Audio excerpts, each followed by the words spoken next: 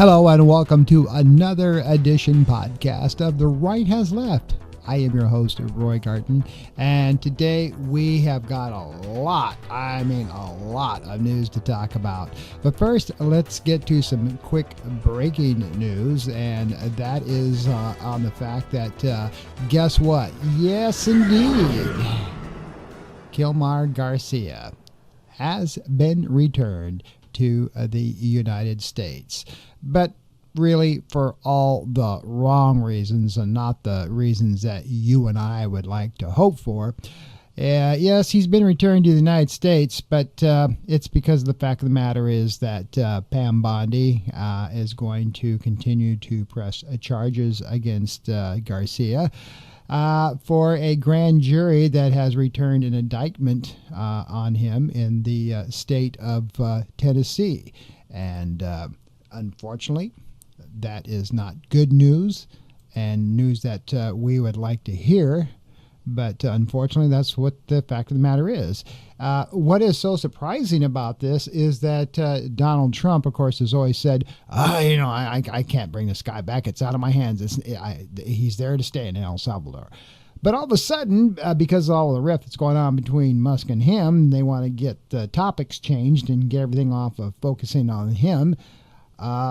Pam Bondi pulls a miracle and a rabbit out of the hat and now says that Kilmar Garcia can be returned to the United States, which he's already here, and that he's going to stand trial in the state of Tennessee for what they allege that he has been involved with immigration trafficking, taking illegal immigrants through the underground and, moving them around.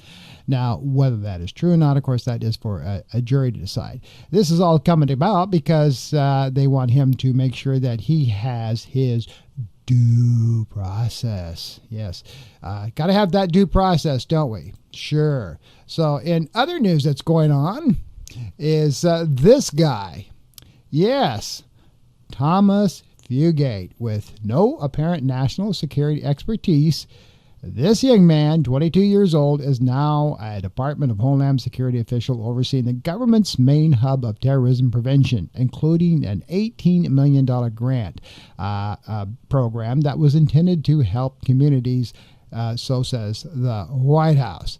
So, the White House appointed Fugate, or I should say specifically Donald Trump, a former White House Trump campaign worker, who interned at the Hard Right Heritage Foundation. And I'm doing a little bit of a deep dive into the Heritage Foundation a little bit later in this podcast, so stay tuned for that. But so he's gone from basically being a college graduate to working for the Homeland Security. And which is a program that was included to expand upon the Center for Prevention Programs and Partnerships, known as CP3, not CP3O, this is CP3. The office has led nationwide efforts to prevent hate-fueled attacks, school shootings, and other forms of targeted violence. Now, his experience for this position is zero. Now, I'm not saying that the program he's heading is bad. It's not. I mean, these are good programs. And again, like I've always said, when there's good things to talk about with the Trump administration, I'm going to put it out there. I'll be transparent. But the problem is like with a lot of the other White House appointees that has just been, zipped right through approval. This young man, 22 years old, let's get back to him. Look at that raised eyebrow there. He has zero experience doing this. And he's just a young man that worked for the Trump campaign, and zap, they put him right in there. Now, his LinkedIn page, which, by the way, has been deleted, his previous experience was listed as a short stint as a landscape business owner in 2020, and he had a role as a cross-functional team leader for the H-E-B grocery store in Austin, Texas. That was all pulled off his LinkedIn page before it was pulled off. So, and it's just crazy, that this young man would be doing things like this. So I really don't know where else to go with this except these are the type of people that are getting into the White House administration, all because they have done favors for Donald Trump. And to put a young man with no experience in government work to do this, other than in his little interning bit, is kind of surprising. So we will see where that's all got to go, won't we? And other news, Donald Trump is now putting on some bans across some countries.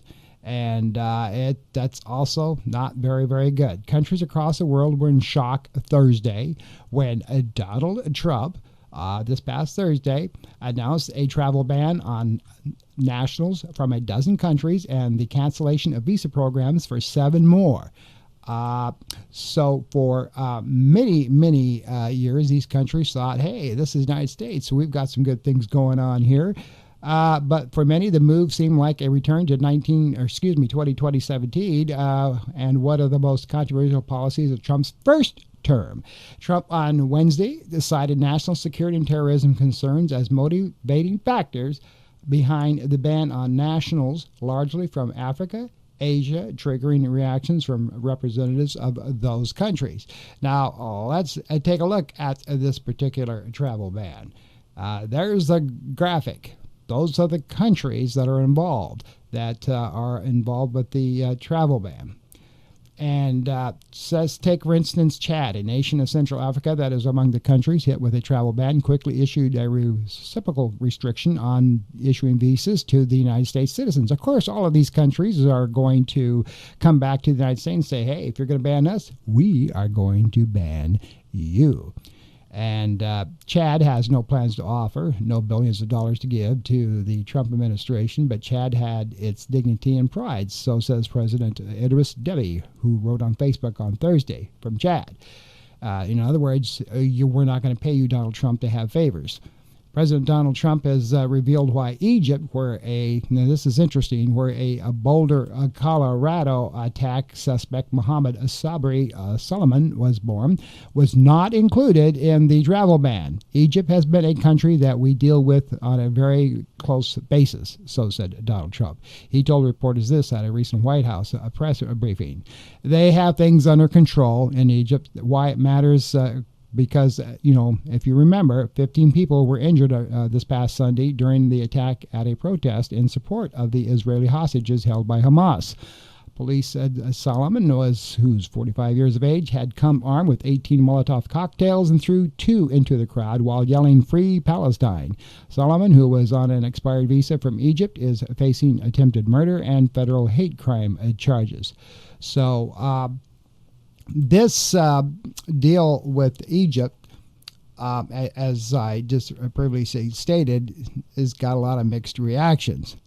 The guy, of course, is an extremist. Now, again, Free Palestine, a lot of folks, are in favor of the Palestinian people. Not Hamas. I have to keep saying that. They're not in favor of Hamas. They are in favor of the poor Palestinian people who thousands and even literally millions do not support Hamas, are being victimized by Israel. In other words, this casualty thing of battle. It's extremely sad how innocent people have to have their lives taken, children, babies maimed, and everything else, all in a war. And it's just casualties of war. But again, that's a different subject that we will talk about a little bit later. Let's move on. Let's talk about Stephen Miller. Yes, Stephen Miller. He came in the other day, created a lot of controversy when he went in an office and started yelling at everybody, "You guys aren't doing a good job with this deportation. You're horrible leaders." And he just ripped into everybody, and everybody was just shocked how Stephen Miller just came in there and started shooting off his mouth and telling everybody how the crappy job they're doing. He had nothing positive to say to anybody about the staff, and it shot morale way down, so said an official who spoke to those in the room during the meeting. Stephen Miller wants everybody arrested. Everybody. It's no longer, as we are all seeing, it is no longer about people who have criminal records. on this deportation thing about with Donald Trump, it's now everybody and every single person who does not look like they belong here is getting picked up. And we have seen this going on in masses. They're just, ICE is just taking down everybody. If they have brown skin or they don't look like they belong here, they're being picked up. No criminal records or not. And that was the original intention. Everybody was on board with that. We want to get the people who have criminal records out of the country. But when you start arresting innocent people and children and babies and people who have U.S. citizenship here and they're being deported for just no reason, that's pressures like this from Stephen Miller is what's causing this. Trump wants more, thousands and thousands of people picked up. So Stephen Miller goes on to say, so why aren't you at Home Depot? Why aren't you at 7-Eleven? Like, I guess that's where illegal immigrants hang out at, I guess, according to him. So said the official, recounting what happened at a ERO official meeting. And this was at the Home Department of Homeland Security. And the White House has argued publicly that they were going after criminal illegal immigrants and that ICE was targeting them, not illegal immigrants in general. So says some people. But, again, this deal with Stephen Miller, he really likes to toot his horn, and when he gets mad, he gets really mad. Now, there has been a lot of people who are starting to compare Mr. Stephen Miller with somebody else. And the person on the left in that image is somebody from the 1930s, which I'm not going to go into, but you can see some similar likenesses there, can't you? Yeah. So it's just not me. I found that image. It's some public record, and a lot of people are starting to go, he sure looks like somebody that came from the late 1930s, early 40s, from a country in Germany, and geez, a lot of similarities there. So hopefully we won't go too far on that. Really, no. Let's move on. Here's some good news. Marcelo Gomez da Silva, the 18-year-old that was picked up by ICE, is now back home. He was released on bail. In other words, there are still charges pending against him. All because he was just picking up somebody from his volleyball teammates. This happened a couple weeks ago when 4 vehicles driven by ICE representatives surrounded his car. And agents jumped out and detained Gomez, and the ICE agents were actually looking for what was his father. And ICE agents said they had intelligence on Gomes da Silva's father from a local law enforcement agency, and that ICE agents stopped the car, but now he's home. And we got some great video of his recent press interview, so let's roll. That place, it's not good. It's not good. Ever since I got here, they had me in handcuffs. They put me downstairs, and I was in a room with a bunch of 35-year-old men, and those rooms were small compared to the size of like how many men were there. There was like 40 men in there. We would barely get any attention from the people there. It would be really hard. I haven't showered in 6 days. I haven't done anything. The only thing I could do is thank God every day, because that's all I would do. I would pray there. I would talk about the Bible to them. Sometimes our lunch and dinner would be crackers.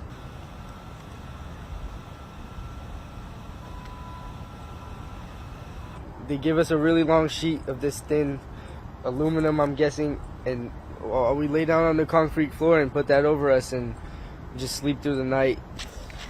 Yeah, I hear you. At the end of the day, this place it's not a good spot to be. Nobody should be in here. Like, most people down there are all workers. They all got caught going to work, and like these people have families, man. Like, they have kids to go home to, and there's like genuine criminals out there that people aren't giving attention to. They're getting good people that don't deserve to be here.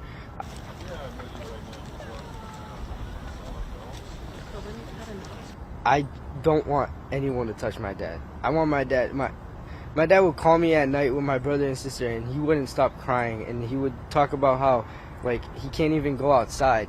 Like, why? Like, there's no reason for this. You know what I mean? Like, my dad has never did anything wrong. My dad's everything to me. He's never everything I learned was from my dad, and like if he shouldn't deserve to get any hate. Marcelo, you feeling happy to be out and ready to? I feel like I'm optimistic, like very optimistic. I always look to God for things, so I feel like I always remember this place. I always remember how it was. I'll always be grateful for everything that I have outside of that place. Now, Silva was driving, as I mentioned, to his volleyball practice that morning because of he was looking for his dad, and of course, when ICE agents got there and they checked on this little 18-year-old, they said, "Well, you know, you're illegal too because you're all your thing you have and your documents have expired." So they went ahead and decided to give him, bust this poor guy. So. And it's really kind of sad. Now, what happened here, getting out on bail, of course, if you're looking at this video, there were recent protests earlier when he was picked up, and I mean hundreds and hundreds of students took up signs and stuff and was protesting this young man's being picked up, and I think that's what kind of got the ICE people and the government to finally release him on bail and let him come back home. Same thing with this little thing with Pam Bondi bringing back the gentleman from El Salvador. It's kind of funny how some things are starting to soften up a little bit just to tone down the rhetoric from everybody that's getting upset about this, which they have a just full right to do so. So it's kind of interesting. What's so sad, though, about this young man, he's just getting ready to play in the graduation ceremony band. He plays a musical instrument. The very next day, and he was picked up. And so when, the Boston Department of Justice was having a press conference, and the reporters were asking about, why did you arrest this person in the first place? And of course, they got real snotty and all huffy and said, "Well, we'll put that back on you. What about an 18-year-old that was stopped for a traffic violation, here in Massachusetts by state police? Would you be asking the same question to the Massachusetts State Police for not arresting him?" So I didn't say he was a dangerous person. I never said that. I just said he's in this country illegally, and we're not going to walk away from anybody. Ooh, real tough people there. So it's just unbelievable, the stuff that they do. But I'm glad this young man's back with his friends and his family, and I hope and pray that he'll also get due process, and perhaps he won't be deported. We'll just have to pray for this young guy and see what happens. Let's move on to other news. Yep. Tech billionaire Elon Musk, he's back in the news. He's blasting President Donald Trump's big, beautiful bill of tax cuts and spending plans. And just after he started talking about that, boy, oh boy, did the poo-poo hit the fan. And now him and Donald Trump are basically having a big blowout. Yes, they are. This fight between Elon Musk and Donald Trump is just continues to fester, and Elon Musk has now said that Donald Trump was on that plane so many years ago with all those beautiful young ladies, and he said he's got the dirt on him, and of course people are going, ooh, and of course Trump is saying that Elon Musk, he's got mental problems, and in defense of Donald Trump, there has been some documentation that Elon Musk may be getting deeper and deeper into some controlled substances, and it's starting to affect him. And maybe this is why this blow-up's going on.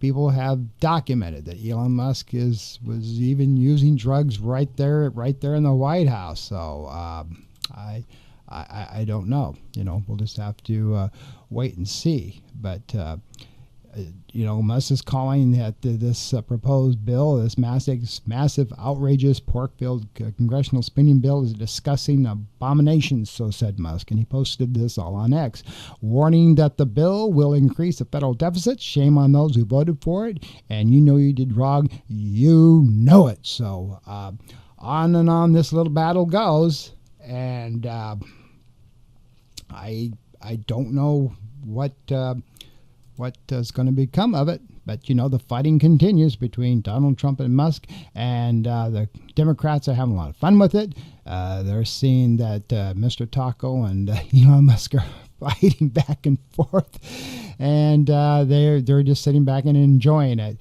Of course, it's not good for the country. Let's be real here.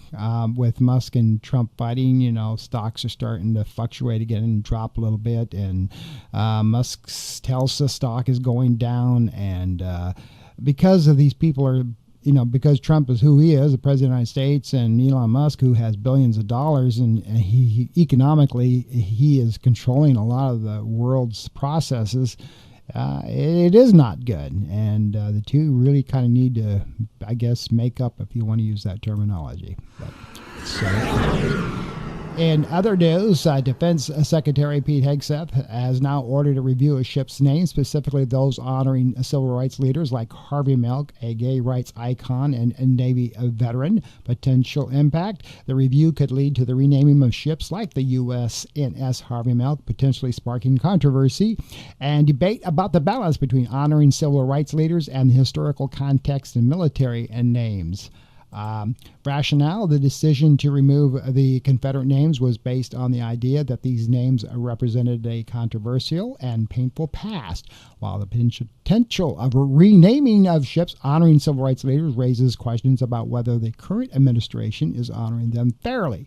Debate and criticism includes the potential renaming of the USSN Harvey Milk has already drawn criticism, with some arguing that it represents a vindictive erasure of civil rights leaders and a disregard for the sacrifices they have all made. And a little bit of discussion on this topic. Hegseth has said from the beginning, when he was nominated, that he was going to get DEI out of the military, and that includes the Navy. And anything to do with civil rights or the LGBTQ community support, that's going to go away. He wants a tough fighting machine in the military, and he wants war fighters, and therefore any of those other people, they have no place in our United States of America military. Even though, millions of minorities have contributed to our country's safety and have died for us, but that's beside the point. Let's not worry about that. At other news, and I'm going to jump down here to the local area here, and this is quite interesting. A Florida weatherman stopped his show midair to sound the alarm about a looming national disaster, and that's entirely man-made.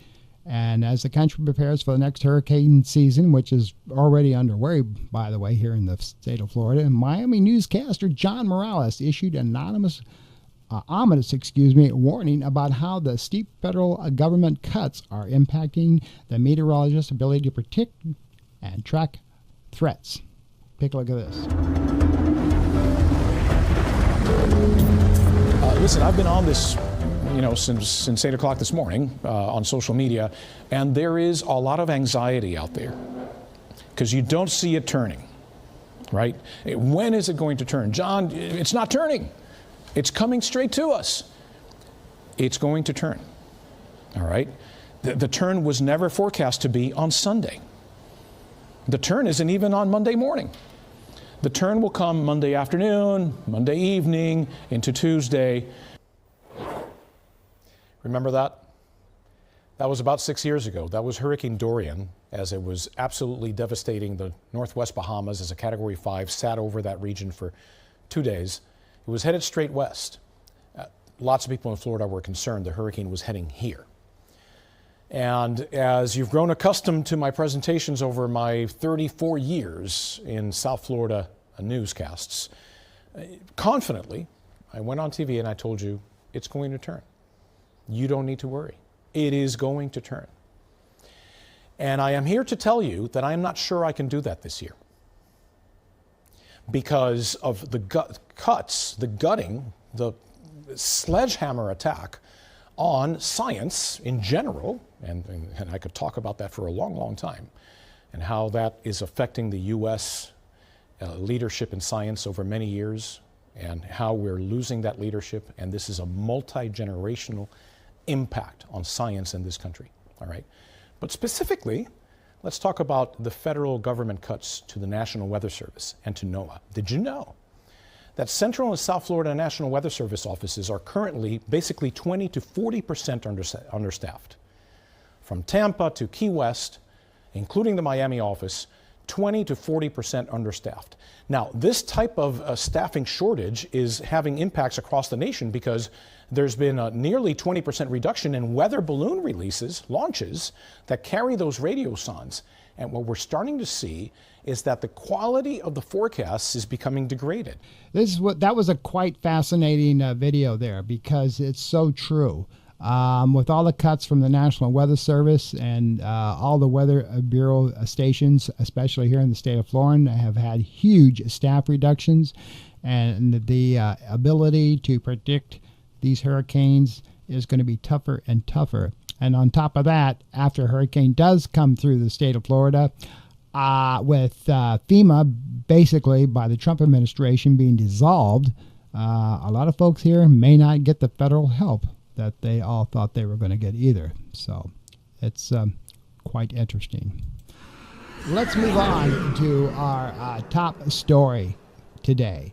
And that top story is going to be a discussion of a gentleman that many of you probably do not know about. And that gentleman is Peter Thiel on my top story podcast discussion. Now, this guy, if you don't know who he is another rich billionaire that is part of Donald Trump's little entourage. And he is the co-founder of PayPal, Planter. And Planter, as you know, has just been given a contract to start basically categorizing every single American here in the United States into a database. So Trump and his people can track each and single one of us and see what we're up to and that we're all behaving like good little boys and girls. Planter Technologies is one of his companies, and he's also the Founders Fund. He is also an early investor in Facebook. He has been a mega donor for Republican candidates and the causes since 2000, though he tends to donate to Republicans. Thiel has also donated to some Democrats, giving California governor an example, Gavin Newsom's campaign, $56,400 in 2015, and Representative Ro Khanna, $2,700 in 2016. Thiel, donated approximately $1.5 million to pro-Trump groups during the 2016 election cycle. In addition, financial backing. Thiel has also provided Trump credibility as one of his most prominent Silicon Valley backers. Now, he's vouched for Trump at the 2016 Republican National Convention, so as you can see, he's starting to lean more towards Republican. And he has officially joined the Trump transition team as a member of Trump's executive committee in November 2016. His involvement and influence over the Trump transitions raised ethical concerns because Silicon Valley stood to gain from the Thiel-backed candidates in key tech-facing jobs who may spare tech grants from regulatory oversight. A key figure in the success of both the network states movement and Donald Trump has been the shadowy tech billionaire Peter Thiel. Promos Capital, that's another one that he owns. The venture capital firm that has been responsible for financing much of the movement's special projects, including Praxis, is financially supported by this guy. A number of his associates are also deeply intertwined with the movement, including Joe Lonsdale, the co-founder of his defense contractor, Planter, there's that name again, and Michael Gibson, the former vice president of grants at the Thiel Foundation, who currently serves as an advisor at Promos. At the same time, this guy has also been a notable benefactor of Trump's political career, having helped bankroll his 2016 presidential campaign, along with Elon Musk, of course. And even more weirdly, it would appear that Trump has named this guy, associate Ken Howry, as an ambassador to Denmark, which would put him in a prime position to influence Greenland. So are you starting to see how this is all coming together? Because Trump so desperately wants Greenland, either to have it become a state or a U.S. possession and get it away from other countries, which was Denmark. So there's your tie-in. He wants Greenland. And, of course, you do remember Trump wants to buy this Greenland and make it a state, along with Canada, as I just mentioned. There is also strong rumors that Trump wants to decentralize Washington, D.C. to make it a freedom city where corporations run it. And yes, Steele would get it for his billions he has given to Trump's campaigns. Now, if you think I'm making this crap up, you need to look up what Freedom City is, because a lot of these laid off federal workers have heard this rumor, and they have been talking about it. And they have said that Donald Trump wants to dissolve Washington, D.C. as District of Columbia and make it a freedom city where it would be, governed by corporations. And Peter would be running it. And he would also get billions of dollars for doing this, and because he's giving his campaigns. These are just rumors. Again, no solid facts, but many, many federal workers have heard this discussion. Would it be possible? I have no idea whether it could be or not.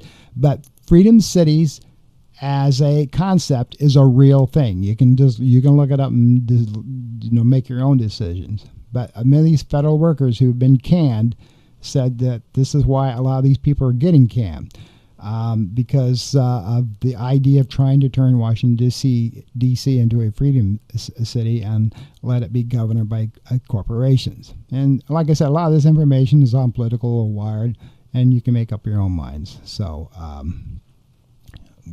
whatever you want to do. But that's an interesting discussion, and that is my top story for here on The Right Has Left. Moving on now, we've got some other great news from the Supreme Court, if you want to call it great news. They have made some great decisions against Trump on some of his deal, and they have made some controversial decisions. One of those is the case of Ames versus Ohio, the Department of Youth Services. The High Court tossed out a ruling by a federal appeal court that dismissed Marlene Ames. She claims because she failed to clear a higher bar applied to members of a majority group in order for her employment discrimination case to proceed. The justices did conclude that a background circumstances requirement cannot be squandered with the Title VII of the Civil Rights Act and sent Ames' case back to the lower courts for further proceedings. The background circumstances rule required plaintiffs who are members of a majority group to put forth more evidence showing that their employer is unusual because it discriminates against the majority. Ames had argued that the requirement unfairly imposed a higher burden on her as a heterosexual woman. The background on this is in her particular job that she was passed up on a promotion because her boss was gay, and he was giving all the jobs that were available and a higher level of salary to the LGBT community and passing up on her. That's her argument. And that is, again, allegedly what she said happened. And, of course, the Supreme Court said that, everybody's on the same playing field and that her case should go back to a lower court and for trial. I'm going to kind of, as much as I support the LGBT community, I can support the Supreme Court on this, that everybody is on the same playing field and everybody has to have the rights. So on this particular ruling, I tend to agree with the Supreme Court. Everybody needs to be on the same level playing field as long as everybody is. Whether you're heterosexual, LGBTQ, gay, lesbian, everybody needs to be on the same playing field. We shouldn't be favoring everybody, but everybody should have the same rights. And a lot of times the LGBT community does not have the same rights. In this particular case, maybe the guy did overstep and was favoring one group over another. So again, kudos to the Supreme Court. I think this is a fair decision that was brought up. So I totally agree with them. All right. That is my show for today from The Right Has Left. I am Roy Garten, and I do want to thank you for joining me on this particular podcast. It's always fun to talk to you about things that are going on here. And again, this is all commentary. I do not always say that what I'm talking about is something that you may agree or not agree with. It's all pulled from the news cycle from this past week. So take it and digest it, and I look forward to your comments. Until next time, thank you for joining me on the Right Has Left podcast. I'm Roy Garten. You try to have a great week. Take care.